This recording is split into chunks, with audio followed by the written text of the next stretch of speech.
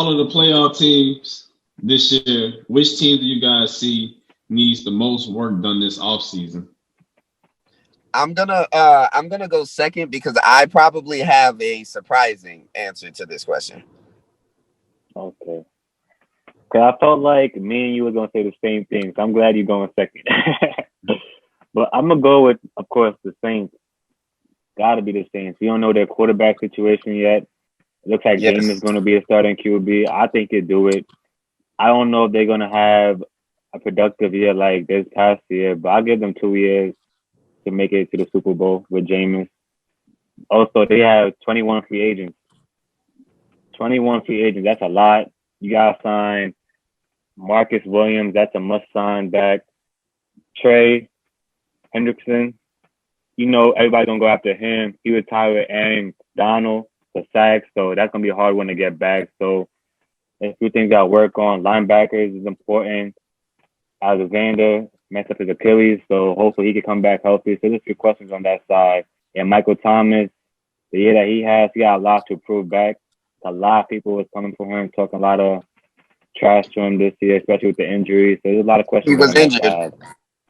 Yeah, so I'm gonna definitely gotta say the Saints. One thing about the Saints, it's not breaking news anymore, but a lot of people have not heard this.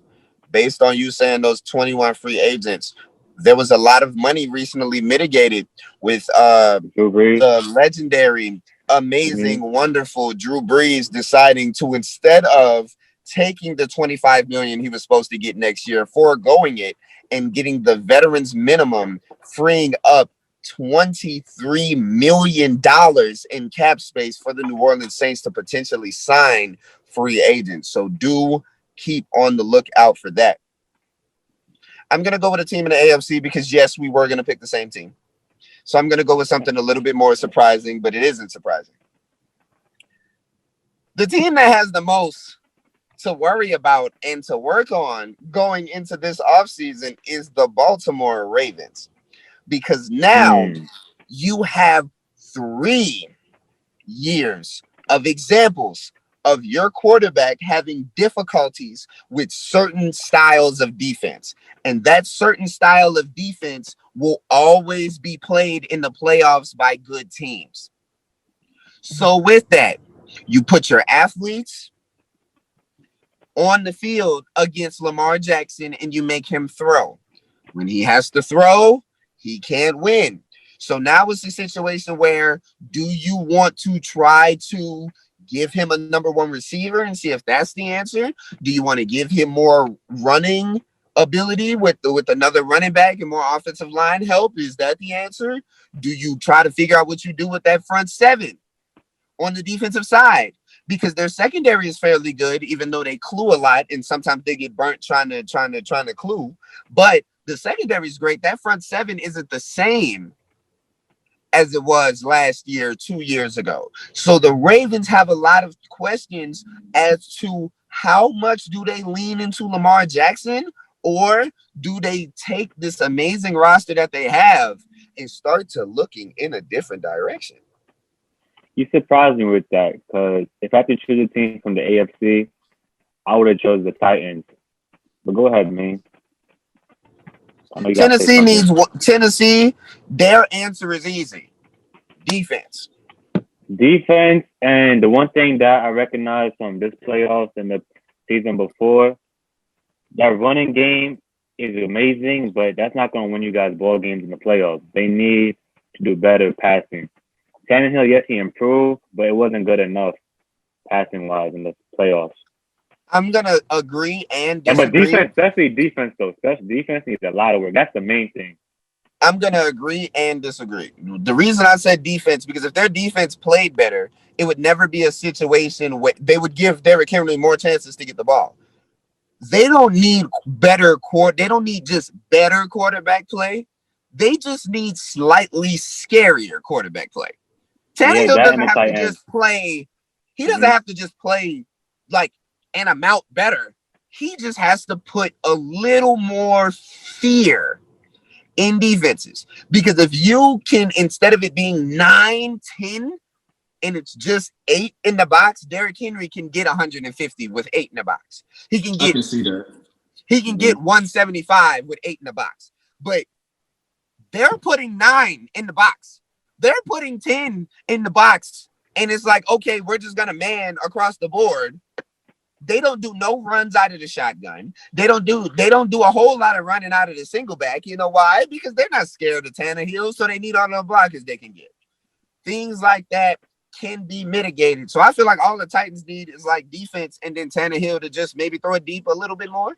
He needs that no risk it, no biscuit mindset that Bruce Arians has to help a legendary Derrick Henry get a chance to maybe get to a Super Bowl. And that's why I feel like they're gonna sign a tight end. They definitely need help. Tannehill needs help.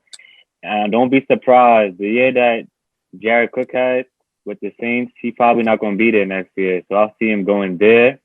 Jared Cook needs to go. Yeah, he'll probably go there or Seattle. So Jared Cook lost multiple games for the Saints in his tenure.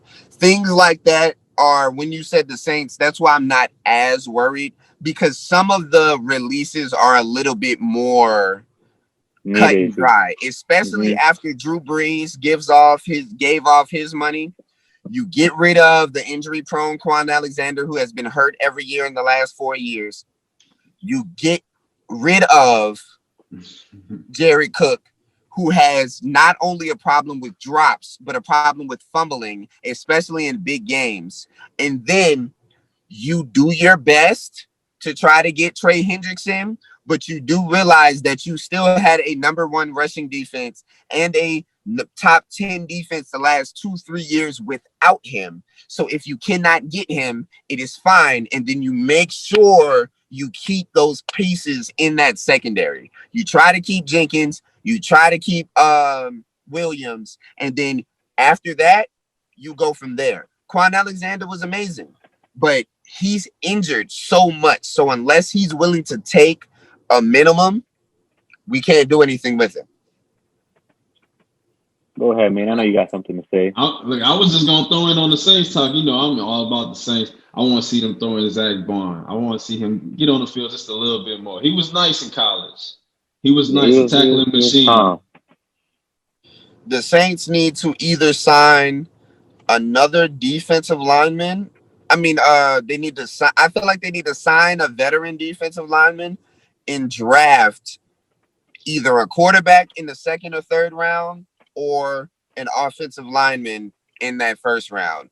And then after that, because we need another offensive lineman, we get another offensive lineman and we lean on Jameis, Thomas, we lean on Kamara, and we go from there. And honestly, us getting rid of Jared Cook, Taysom Hill got to play more tight end. He's good in that spot.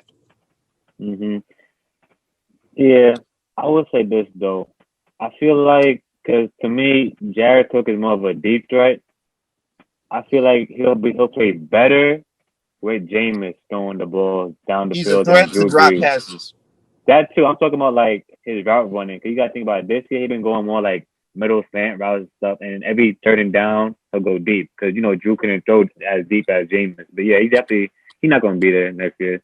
I'd be surprised. We have the offensive tools to be an extremely dynamic, high-flying offense with Traquan Smith, who is really starting to develop, Michael Thomas, who can actually run more routes than they allow him to, and Emmanuel Sanders, who is a burner. Plus, if we're able to keep him, Deontay Harris, who is also a burner, and he's extremely, extremely good at running routes from what we saw in the playoffs. So with somebody that could throw those intermediate and deep passes, we're going to get to see what the Saints are going to be able to do. So I'm not really worried about them. I'm worried about these Ravens because the book is out on the Ravens. Oh, yeah, of course. The Saints can win 4 or 5 different ways. The book is out on the Ravens. Latavius Murray and Alvin Kamara can beat you. Let's say Jameis, if Jameis it is, that Jameis can beat you. Michael Thomas can beat you by himself. The defense can beat you by itself. That's a whole different. I'm not worried about the Saints. When people are saying they worried about the Saints, are they worried about them being the best team, top 2 team in the NFC still? They may drop to number 5 or 6.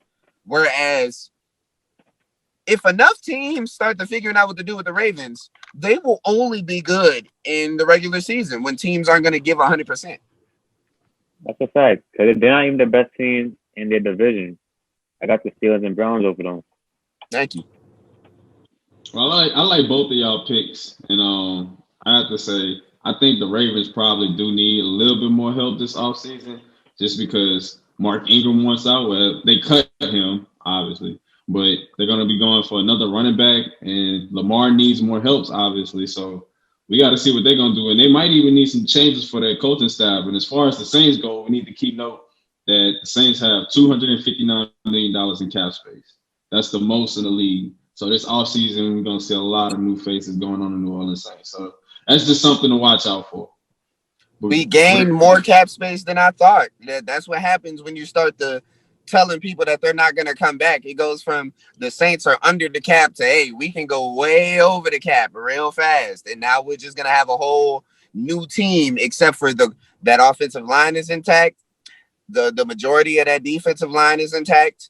And we have our trifecta at the skill position. So I'm not nervous as a Saints fan, but I am nervous as a Ravens fan. Right. Well, y'all stay posted. That's another episode of My Point Exactly. And this is Spot On Sports, new wave of sports, where we're not just accurate, but spot on. And y'all know where to catch us every week. Subscribe. We out.